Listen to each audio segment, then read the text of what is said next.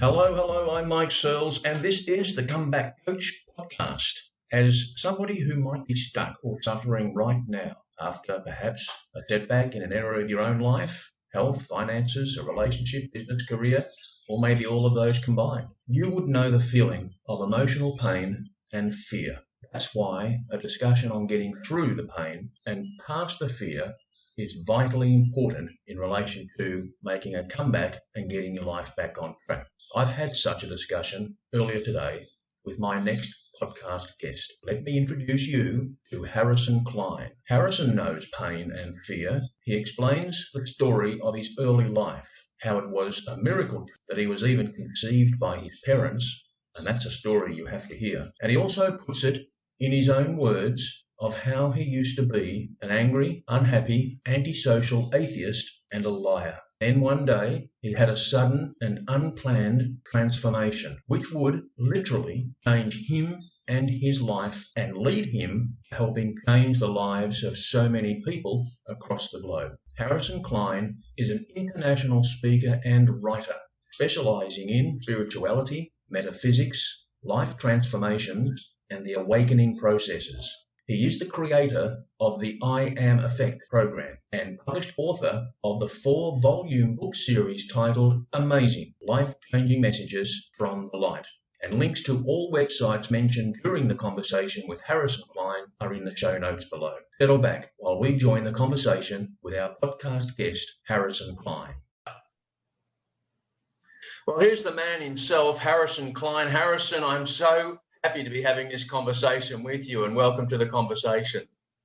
Hello, Mike. How are you doing? Thank you for having me. It's great. It's a great honor and a pleasure to be here, and I am pleased and thrilled to be talking to your audience and to you. Thank you very much.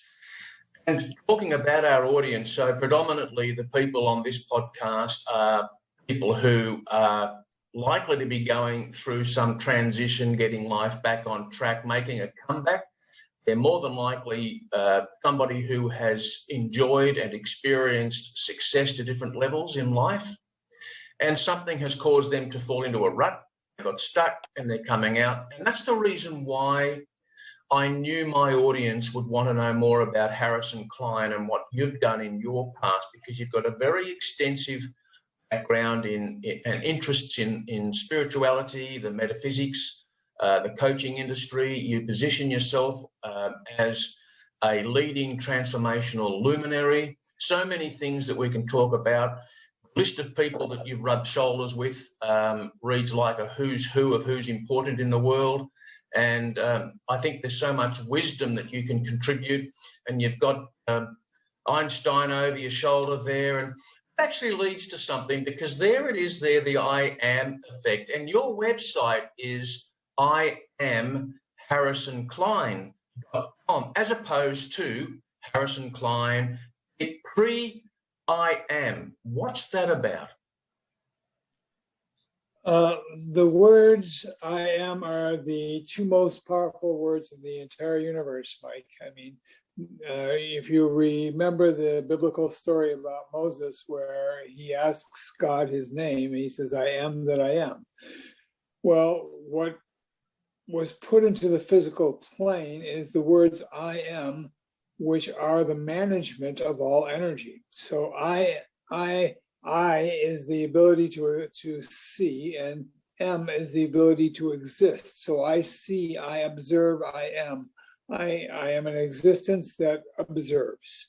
Okay, so I am, and those two words are the most powerful words because they manage energy. So what they do is whatever you attach to those words are a signal to the universe to take those attachments out to completion. So when you say I am happy, or you say, and when you say I am happy, you feel light. When you say I am depressed, you feel heavy. So when you say I am successful, you feel buoyant. When you say I am struggling, you feel friction, or you feel difficulty. So the words I am control, whatever follows the words I am controls a state of mind. It is the identity principle. So we get in this world what we are and not what we want. This is really important to understand. So we get in this world what we are, not what we want. And what we are is who we say we are through our I ams. So we experience our lives through the ability to say, I am this, that, or whatever the case may be. And it's the closest thing to your God connection that you can do as a human being. So in the physical realm of humanness, basically I am are the two most important words because they manage every single kind of energy. And any experience that you have comes from some pre-I am that you have thought to yourself at some point in life. Wow, that's interesting. What comes to mind then, and I'd like to come back to this. I'd like to ask you a question and come back to your answer, which is, you just mentioned we get what we are, not what we want. And so much of the law of attraction that I've studied and read and learnt and know about is very much about setting wants and intentions. So I want to come back to that in a moment so you can clarify that, because I find that very interesting. Now, you have the appearance of a university professor. You've got the professor's beard, and you actually are a university professor and you taught in university. So you just give us the background there. Where did you grow up? What was your upbringing like? Where did you grow up? Where did you go to school? Your family? All that stuff. Well, at this point, it's somewhat irrelevant, but I grew up, if people are old enough to remember, in the United States, that there was a shooting of four kids at a school called Kent State University, which was a world-renowned experience. I went to Kent State University. I grew up in Cleveland, Ohio, which is a kind of a Midwest city that was famous for steel mills in Ohio. And it housed some world-class universities, world-class hospitals, and basically steel mills. So it was really a working-class town with a lot of rich people who governed the working class.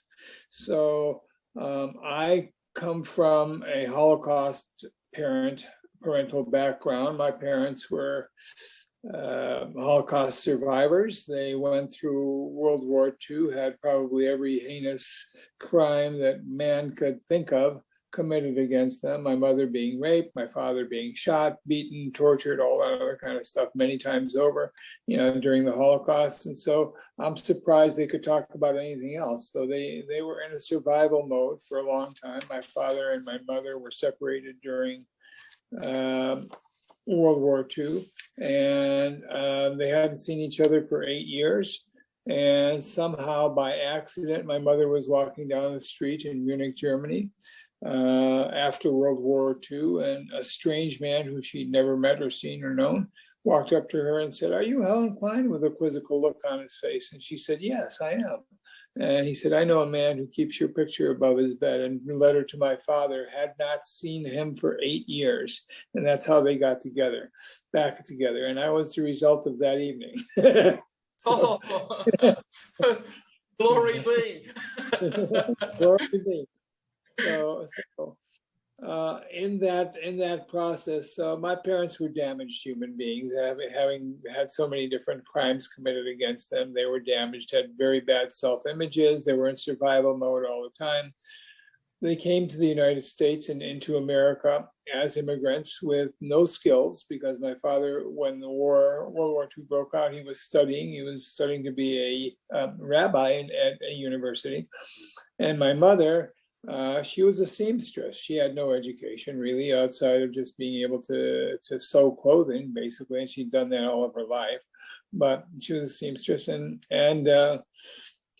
I guess they came with no marketable skills to this country except for my mother's seamstressness. My father was, he was a rabbinical student, so but he wasn't a rabbi, so he couldn't even be employed or anything having to do with the rabbinical industry at that point. So he ended up being a factory worker. and much to his detriment, because that wasn't what he was basically cut out to do, but that's what he had to do to survive, because he came with 2 kids and no money, and no skills that he could market. So during the first multiple years of our experience here in the United States, my father and mother having had been separated for all that amount of time, found that they no longer got along. They were not compatible with each other. And so, having been in survival mode and not being compatible, the house was a war zone. The house that I grew up in was a war zone. And in the early parts of my life, all I grew up with was fighting and, negativity and violence and all those other kinds of things. And one day my father, who was basically a gentle-spirited man, he was soft-spoken, he was very depressed. And my mother was aggressive and angry because of all the time she'd been raped and all the things. She was a beautiful woman, and men, during that period took a lot of advantage of her. And so she was angry. She was very angry continuously, and she was emasculating my father one day in our kitchen. And my father, being a gentle spirit, for the first and only time in his life that I'd ever seen, lost it. He lost all emotional control and became violent with her. And he grabbed her across the throat and he put her up against the wall. And I, having been grown up having been 4 or 5 years old at that time, and growing up in a household where there was nothing but violence and anger and fear and survival, I was in a constant state of fear myself and everything else. So when I saw that, and I was sitting in the kitchen and all that happened, I said, I don't want to live. I don't want any parts of this. This is life. This is not me. I'm not going to do this. I don't want to have any parts of it. And I shut down. I shut down all of my emotions. I shut down all of my awareness. How old were you at that stage? Somewhere between 4 and 5, I think. I don't really remember. I remember the moment, but I don't remember how old I was. Right. So I was 4. I don't think I had yet gone to school, so it had to be under 5. So I shut down all of my awareness, and so I was in a dark place. I went into what today would be diagnosed as autism. So, and I had an autistic experience, and I'm a miracle child because I was in that state for 23 years. Now, in the state of autism, which no autistic person can tell you until they emerge from it, is that basically that's not like the normal kind of existence that you and I are experiencing right now.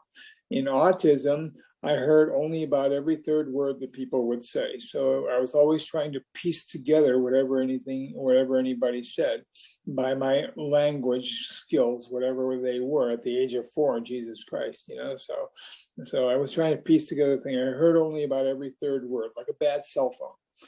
Then my eyes were filled, because I was shut down in awareness, my eyes were filmed. They were covered in film. So everything that I saw was like looking through wax paper or some sort of cellophane. It was not the direct connection that I had. It was some sort of a film. My body was numb. It was like you know how your foot falls asleep? It was like my whole body was like that. I had what Eckhart Tolle calls a pain body. And so whenever anybody came within 6 to 8 feet of me, I experienced stabbing pains in my ribs. And so I couldn't touch anybody. So I wasn't hugged, I wasn't nourished, I wasn't connected to other people. And I had almost no conversation with anybody till I was almost 30 years old. So at one point in my 30th year, or actually it was 28th year, but at one point in my 28th year, I had a mystical experience, and without warning, I was sitting in a chair in Cleveland, Ohio, about 2 o'clock in the morning. And, without warning, I was yanked, my consciousness was yanked out of my body, and I was sent spinning through the universe in a tube of white light. And, suddenly I was seeing, at a velocity at the speed of light. and I was seeing colors coming at me, patterns coming at me. I was watching planets birth and die. I was watching galaxies spin, and in the background I heard choirs of angels, and all the things that you would consider as a choir of angels, sort of a thing, unearthly music, nothing that I've ever heard before or since. And it was a very, very unusual thing because the velocity was so fast, and I was actually traveling in a very ethereal astral kind of a place. So I was then, I don't know how long I was within the experience, maybe 2 minutes, could have been 2 years, could have been 2 days, could have been 2 hours, whatever it was. And I was living alone. I had no idea whether I was, days had passed or moments had passed or whatever. But when I was deposited back in my body, there's a miracle. Boom, big thump, and all of my autism was gone. And not only was my autism gone, I also had extrasensory perception. I was clairvoyant, I was clairaudient, and clairsentient. So I could see into the future, into the past. I could see translucently through a lot of different things. I was actually able to see energy in itself in its rawest form. I was actually able to see the pulsations of colors. I was actually able to see into a lot of things that are opaque, and that experience was the most mind-boggling thing. It was crazier than an acid trip or a psilocybin trip, and ayahuasca trip, any of those things. It was as crazy as all those things. And you know what? It stuck with me. So my life turned on a dime. So I came back into the awareness of a human being, or to the greater awareness of a human being with all these extrasensory abilities.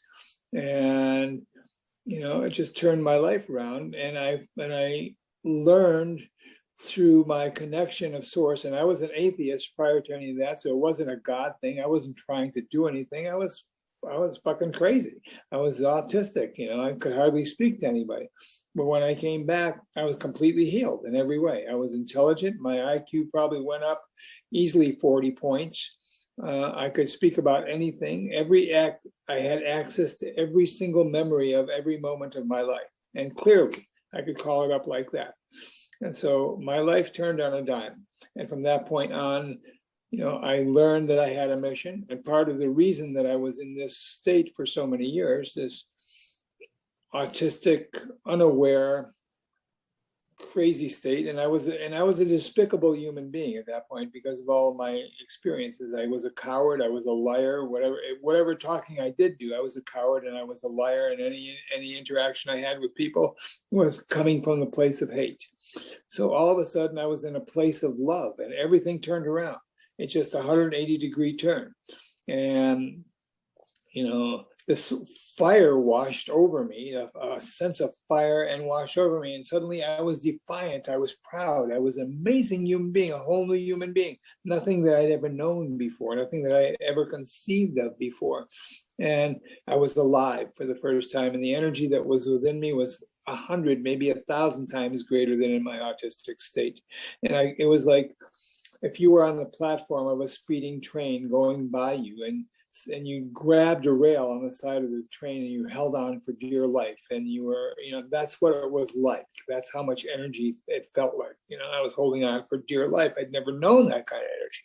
So it was another experience that, again, the Japanese call that experience a satori. It is a place, what they call a sudden enlightenment. And my guess is millions of people have had it, but very few people can talk about it. Right.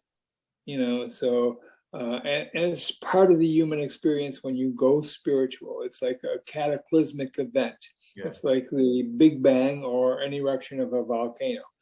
28 years of suppressed and crazy negative emotions died and also spewed out of me in all directions. That's why I went spinning through the universe. So at age 28, Harrison, when this event happened, talk about transformational. That how you've just described it, and it occurred. Massive transformation. Massive, Yeah. massive. Unbeknownst to you, I mean, it's not like something you set up, you predetermined to set up, that you prepared yourself for it. You just described how it happened suddenly. What were you doing at age 28? You described how you were an atheist at that point, and that you were non-communicative, basically, with the human race, that you self-described yourself as rather despicable. What were you doing just prior to that transformational experience? I was sitting in an overstuffed chair in my apartment. At that point, I was in art school. So I was sitting in an overstuffed chair and I was just sketching into a notebook. It was probably about 2 or 3 o'clock in the morning. And I was just sketching and there was no warning. It just happened. I don't know exactly how. But the moment prior to that, I realized now I had been in pain for all those years. I had been in psychological pain and, disassociated from any part of myself, of any part of my real self.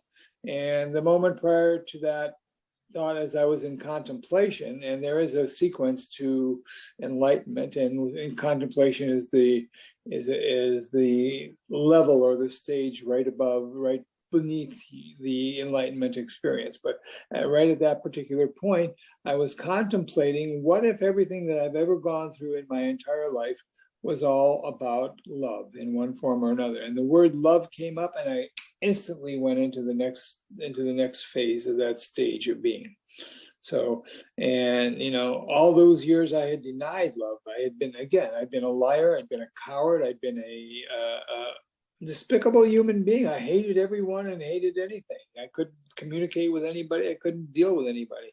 Then all of a sudden I had this massive transformation and suddenly I'm in love with life. Everything is incredible. It's vivid. It's wonderful. It's sensational. I've never seen anything like that. I've never felt anything like that. I've never understood that anything like that could have even existed in my wildest imagination. So, all right. So there's at age 28. Look, thank you for, because I asked what was your background, and you said it's irrelevant, or parts of it are irrelevant, but everything I've heard you just say up until now, every word of it is so relevant to me, coming from a position of past pain, and for our listeners. And I'm so grateful. I am so grateful that you've just given us the background. I really appreciate it. Now, let's move forward. Transformed Harrison, enlightened. What came next? What was the next part of it? The realization that, what I had been given was a gift. What I'd been given was a moment of grace. I don't know why I was chosen or how I was chosen, or if there was anything about that, outside of the fact that I had been in a state of internal examination for 23 years about what my feelings were. And of course, as you get isolated, you get more sensitive to everything around you. Your environment becomes either hostile or wonderful. And in my case, it was hostile. So, and change was the most difficult thing in the world. So, but what I realized after coming out of, or emerging into this new beingness that I was, this nobody self, if you will, the absence of self, what I realized was that, we all come here for a mission. We all are here for a purpose, and not just one purpose, many purposes. The big fallacy that keeps a lot of people stuck is that they have to have, what's my purpose in life? What am I here for? They think they have to have one purpose. You can have many purposes. There's no reason why you can't have lots of purposes, and I have lots. So what I realized was that, I now have an obligation. I'm in a place of love. I'm in a place of extraordinary extra humanity, extra physicalness, and an extraordinary experience. So, and now my position is to help other people navigate this path. So, very few people can explain it the way that I experienced it, and very few people experience it. I don't know what the numbers are. I don't know how many people in this world have had these kinds of experiences, but I know that I went crazy for about 2 years trying to find out what the experience was. So when it's not anything that the body or the mind knows, because it's not of the body and it's not of the mind. So you're tossed into a whole new realm of being. And what happens is that you are in the unknown. If it were, and it can't be, it's not, I can describe it, but you can't understand it in the same way that I felt it. Right. It's just like, trying to describe what the color blue is to somebody who's been blind all their lives. Right. You can describe all you want, but they get a sense of it, but they don't have the real feeling. But the real feeling is basically a place where you are at one with all things. And the energy that you experience is all energy. It's not just your energy, it's all energy. So everything in the world is coming from you. So, other people are you. Everything that you see is an energy field. So you and I are sitting on chairs, right? So there's no such thing as a chair. It's all an energy field appearing as a chair. Yeah. But when you come into this experience of energy, transcendence, energy transcendence, or physical transcendence, you get to understand the chair as energy, not as a chair. Right. So there's a whole other experience. Now, other people are you. So what happens is we're all this one being, and we're just all this one soul communicating with different parts of ourselves. It's like our hand is one part of our body, and our foot's another part. It's still our body, and it's still the one. But the hand doesn't necessarily have to know what the foot is doing, but it knows. It's sensitive enough to understand that it's part of the same thing. So everything that you see, you're a part of. We don't stop at our skin. Human beings do not stop at their skin. Their energy goes beyond that. All energy goes beyond the skin. It's not. This is just a facade that we carry for a little while. And when we understand that, basically, we understand that whatever it is that we see that we do not like, we have the power to change. So for you people in transition, you have to understand that each of us is a powerful being, beyond measure. Not something that you can say, okay, well, now I'm five times as powerful as I was last week because I'm stronger, I feel better. But you know what? You do feel better, but you are magnificent. You're like thousands of times more powerful. Most people, religion teaches us, and spirit and society teaches us that we are a body that has a soul within it. It's not the way it is. Truth is, we are a soul that has a body.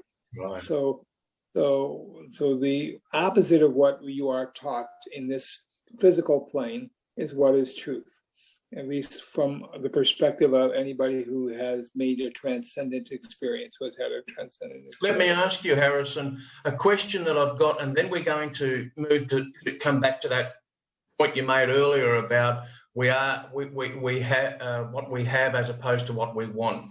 A question I have.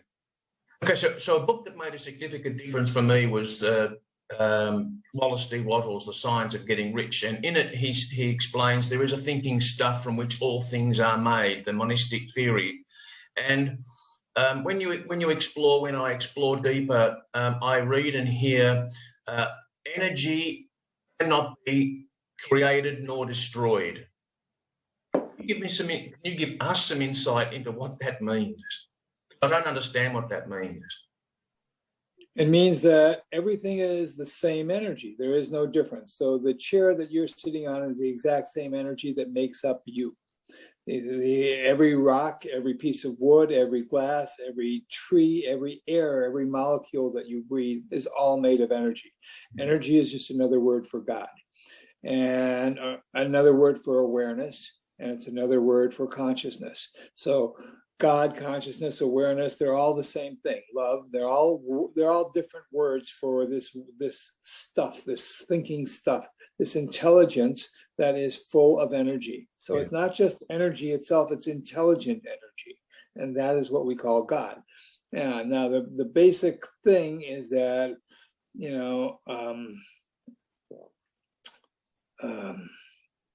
it's intimate with everything that exists. This intelligence is intimate, infinitely infinite. with everything that exists. So it communicates with everything. So if you can imagine all the universe having an intimate connection with something we call God, it's an intelligence that is intimate with you and every other piece of living energy that exists. So when we say nothing can be invented or created or destroyed, basically, we're all the same energy. It's eternal. It's been here forever, and it will be here beyond us forever. There's never been birth. There's never been death to this energy. It just moves from one door to another. That's all it does. It's like John Lennon said, I don't care about death. It's just going in one door and out the other one into another room, So, and that's exactly what it is. So nothing can be created or destroyed. So that means that anything that exists is a substance of that one energy. So, and that substance of that one energy, just according to the intelligence of your infinite experience, is what shapes your life. Now, your soul is not the least bit interested in information because it's omniscient. It knows everything. It is God. What it is interested in is experience, because it wants to expand. It wants to grow. The infinity, as far as anybody can understand infinity, which is everything, everywhere, all the time, forever, still wants growth. But it's not ambitious, so it just plays. But in the process of that growth, God is us experiencing. God's experiencing itself through us. Right. So we come into this body for God to find out more ways to grow. That's what it is. So love it. He just, yeah. So that's the whole process. So. And every time we grow, we expand the universe. Each one of us expands the universe by our growth. So, and that's the beauty of it. So nothing can be created, nothing can be destroyed, because it's the same energy. All it does is take on different forms. The one thing about the energy is that, as I said, it's completely intelligent energy. So it's not just energy; it's intelligent energy. Yeah. And that intelligent energy is information. So it means in, and it forms, right? And then it comes into something else, and then it comes into something else. What about, Harrison, the impartiality of this thinking intelligence stuff, God, whatever we call it? I hear that, read that it for example, it doesn't prefer good as opposed to bad, or it doesn't know the difference between good or bad. It just knows. Those are not things that this energy has labels on. The energy doesn't have labels. Those are human labels. Those are the human experience. There's a very different. So when we come into the human body, we have agreed to experience duality, if you will. Duality, right and wrong, good and bad, evil and good, higher, lower, left, right, all those things. In the enlightened state or in the energy state, there's no such thing. It's infinite. So there's no good and bad, there's no right and wrong, there's no evil or anything. It just loves. That's all it does, is love everything. So it loves, the same as the sun shines on an evil person, it also shines on a good person, right? There's no difference. So there isn't any difference. The thing that we call evil, those are just labels that we have. The good and bad, those are just labels that we have to define where we want to grow within this human body experience. That's all that it is. Yes. And so the truth is, the more you evolve as a human being, the less those labels mean anything. Those labels mean anything when you're in a base experience, when you're physical and you're dense. When you're dense, you make judgments. When you're dense in your mind, you resist everything that goes on. When you are light, enlightened, or unburdened, there's no resistance. It just happens. It's just a movement. It's just a flow of energy. So there is none of that. So there's no judgment or anything. The end of judgment is the beginning of love. And the beginning of love is the connection with eternity, is your connection with eternity. And you begin to viscerally feel eternity. There's no space out there, what we consider, this universe, which is infinite amounts of space and stars and galaxies and all that kind of stuff. That's not out there. There's only in here. Got it. That's, the universe is in here, not out there. Got it. So Thanks, Harrison. What we're going to talk about a little bit soon is you've got an event coming up in April, which you're organising. It's a huge online streaming event. We're going to come to that. For the listeners, it's called Small Shifts, Big Changes Summit. 50 plus personal development and business coaches over 2 or 3 days over the Easter break. So we'll come back. So I want to hear more about that, and I think our listeners will want to know more about that too. So let's just come from the position now. One of our listener is somebody stuck in a rut, not enlightened. They haven't gone through what you went through at age 28. They're probably not necessarily dense and closer to being atheist or willing to believe if only they could see proof, right? What's the practical advice that you can tell them, give them, advise them, share with them, help them get from where they are right now in the next 24-hour period or period of time, actually space-time, I'd love to talk to you about. We'll probably come back to that on another conversation because I know you've got theories on space-time and I really want to learn about that. There's this person stuck. What advice, what conversation would you have with them to help them change, transform, and transition? First steps to getting out of the rut. First, you have to understand that change only happens in 4 ways. Every kind of change is a derivative of these 4 ways.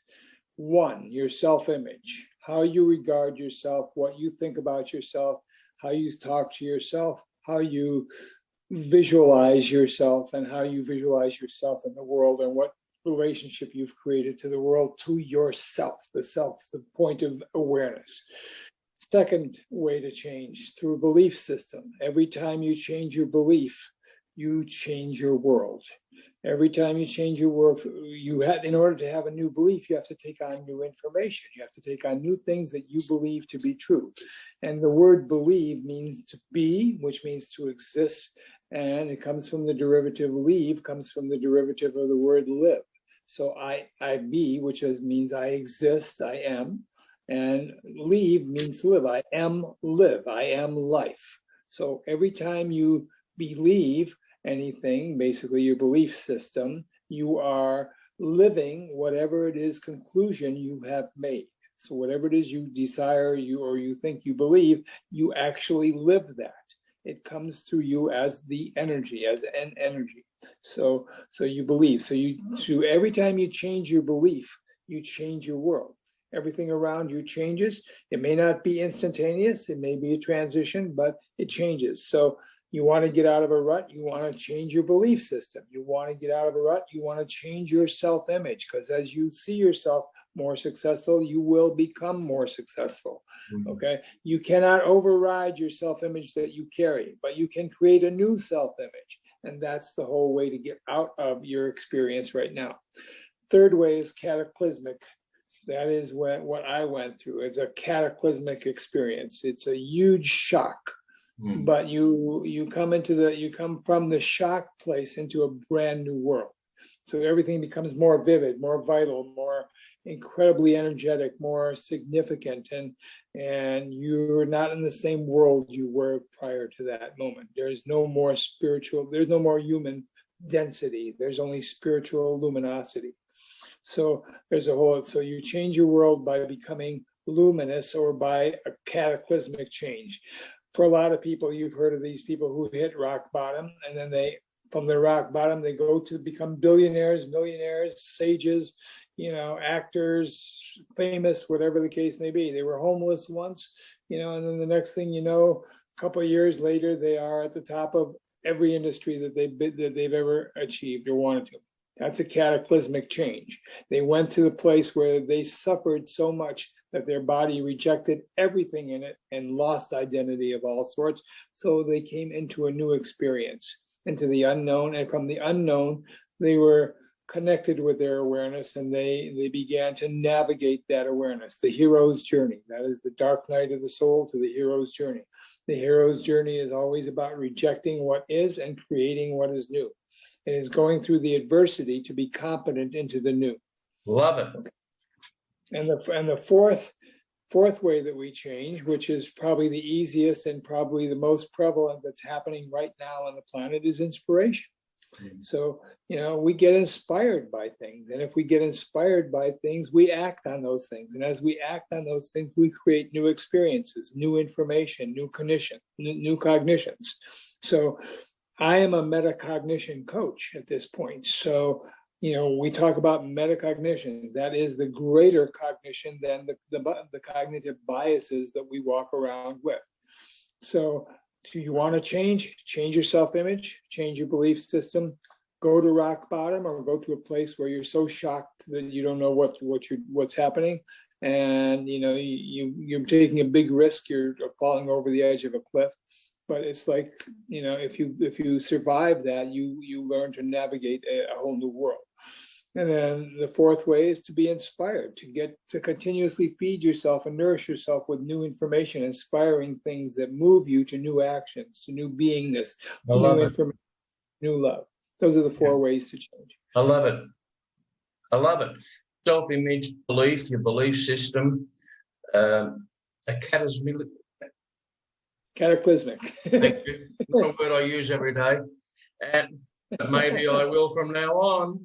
And inspiration, which is what you're doing right now, inspiring our listener and listeners. And so I'm speaking. We're listening to an enlightened one, and I'm reminded of a seeker of truth and speaking to a master, an enlightened master, and the seeker of truth. There is no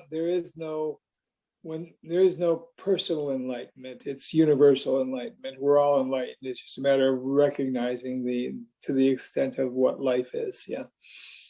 Okay, that's a discussion. Yeah, thank you. We're going to talk about that on another conversation if we can meet with you again, because I think that's something we'd love to do. The student says to the teacher, "What's it like to be enlightened?" And the master says, "Before enlightenment, chop wood, carry water. After enlightenment, chop wood, carry water." What's the chop wood and carry water for you? The question then becomes, why do you want to be enlightened? So you have to have a big why. I wanted out of this pain that I was in for such a long time, and I wanted my awareness back. But I had no idea that I could get that my awareness was so much greater than the density that I was. So before enlightenment, I was a despicable liar, and I was a coward. I had no fire in me at all. I had no ambition, but after my enlightenment, I was the same core human being, but I was able to change every other part of myself. So yes, before was that I read a lot of books, that I looked for information, that I was connected to knowledge and uplifting kinds of things. No, I wasn't in any way uplifted. I was connected to information, and I was accumulating information. I still now accumulate information. I still now look for a lot of beautiful things. Yeah. I still now, am a seeker of trying to find out what's going on. What is the truth in my environment and in my life and in everything that goes on around me. So those are the things. Before I was enlightened, I was somebody who was also, wanted to know. I was somebody who wanted to understand. I couldn't go through that situation. After enlightenment, I still want to know, and I still want to understand. That part of me hasn't changed. The part of me that is consistent and eternal is still the same than it was. I was just in a different form at that point. But my interests are still the same. My values are still the same. I love teaching. I love to teach or be a student. I love to travel. I love to, go places. I wanted new experience. I went across the United States back and forth by myself more than once. What else did I do? I wanted to write, so I learned how to write. I wanted to. I journaled. I kept records of what I experienced, though they were pretty irrelevant. But I got into the habit of record keeping in a strange kind of way. And talking today about writing, excuse me, Harrison. Talking about writing, you have a published book. Is that the one over your shoulder? The I Am Effect? Yeah. That's a published program. I have published books. I have 4 published books called Messages from the Light. That's right. And you can get them on Amazon. Yeah, you can get them on Amazon. And that's a whole series. It's a whole series. It's 4 volumes, and I am working on another book, and I wrote 3 other books that are not published, but that I use with my classes, with the people I teach directly. So one of them is the 11 Principles of Being, which is part of the core of what we're talking about now. Yes. So there's the Principles of Being. So that's one. That's a metaphysical exploration, if you will, and insights. So a series of insights. And do you work one-on-one with clients at this stage? Absolutely. Sure. So if somebody, do you have a certain kind of client you prefer to work with? And if someone wanted to reach out to you and ask you about working with you, how would they go about that? Well, you can make an appointment with me if you want to do that, or you can connect with me on Facebook, Harrison Klein. Or you can, if you want to speak to me directly, if you're interested in working with me through mentorship of some sort, or entering one of my classes, you can make an appointment on my calendar, which is Calendly, CALENDLY.com, then /Harrison, HARRISON, then _ Klein, KLEIN. So it's calendly.com /Harrison _ Klein, KLEIN. I'll include that link and links to your Facebook page, to your website in the show notes, so people can click, those who wish to reach out and know more about you and your books and your programs. Sure. This segues now perfectly into the project that you have underway at the moment, which is the Small Shifts, Big Changes Summit. No pun intended. Enlighten us about Small Shifts, Big Changes Summit. Okay. Well, Small Shifts, Big Change, the purpose of it is to show that little things, make big differences in people. So it's the little things. We talk about inspiration, right? No mountain, every single mountain that exists on the planet is created by little grains of sand, little pieces of dirt, right?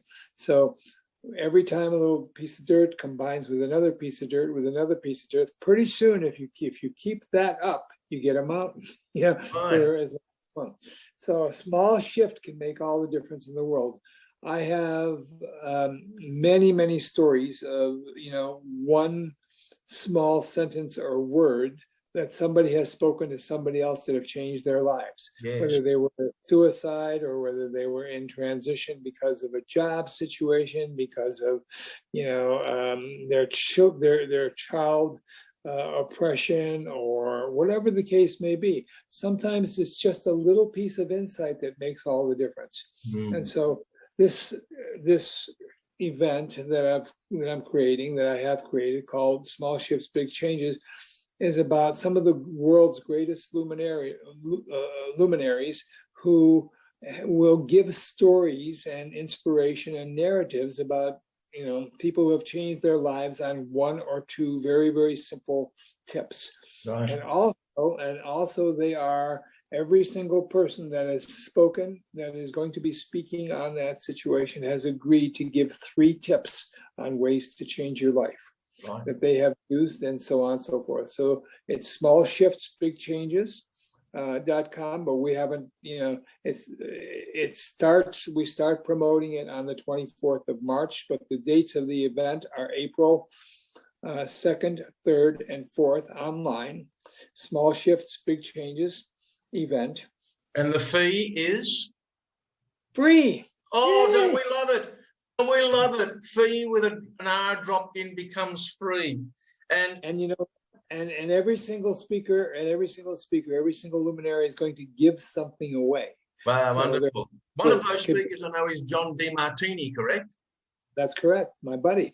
John DeMartini is my longtime buddy. He's been a friend of mine for 15 years. We have dinner together. We talk on the phone. We, kind of hang out whenever we're in the same area. So. And is it true you've shared the stage in the past with the Dalai Lama? No, I have not shared stage with the Dalai Lama. Okay, I've been misled. All right then. But you certainly, John DeMartini. I did speak at the same place that the Dalai Lama spoke. Well, that's good enough. Was it on the same day? No. Okay. It's a good enough connection for me. I'm going to leave it up where I've left it on a post. Now, there's something I want to just summarize about Harrison Klein. Okay, so actually, let me just preempt it. Something came to mind when you're sharing your earlier childhood and the story of your parents, Harrison. And there's a book that I recommend occasionally, and others do recommend it too, particularly when somebody we're working with needs help with perspective. And that's Viktor Frankl's A Search for Meaning, a book I'm sure you're very familiar with. Familiar, yeah. Yeah. So when you were explaining your parents' story through the Second World War, Viktor Frankl's experience and book came to mind as well. Yeah. Perspective. I'm so glad that your parents, after 8 years, met, and your dad's twinkle in the eye became you sometime later, and that we've had this opportunity to meet with you. I will tell you, I'm the fastest sperm in that group. You will beat out 2 million other sperms. Hey, you get the winner's trophy, buddy. And the other thing I like about Harrison Klein, even before this conversation, is checking out a few of your sites and your Facebook page, is that you're a fun guy. You've come from this past of pain, and I think you've only, rightfully so, because you've shared just the scrapings of pain. Yeah. Fear was another word I latched onto that you mentioned a couple of times. Sure. Pain and fear. And do you mind if I ask, what age are you now? What age? I'm 7 decades. You're in your 70s. So,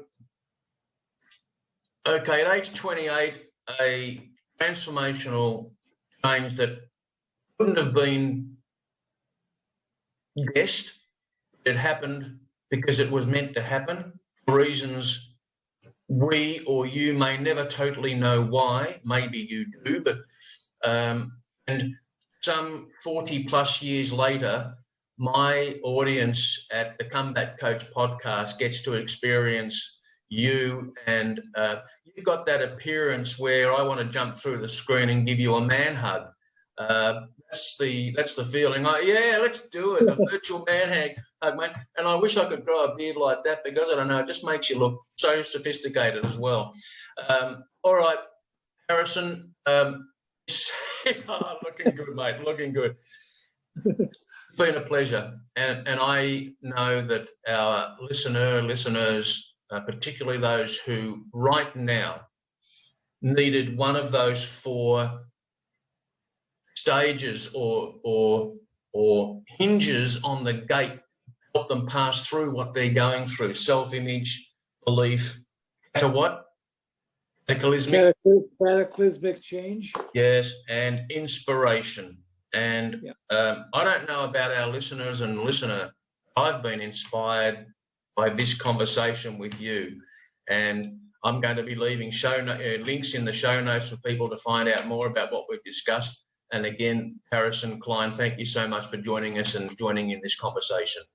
Been a great pleasure and great fun. And Mike, keep doing the things you're doing, because you're helping a lot of people in that process. And I know that anyone who connects with you, connects with this show, I mean, I know it's not an easy thing. It's difficult to be able to connect with people at a deep level, at a heart level. And so my parting words to everybody out there is give yourself permission to live an extraordinary life.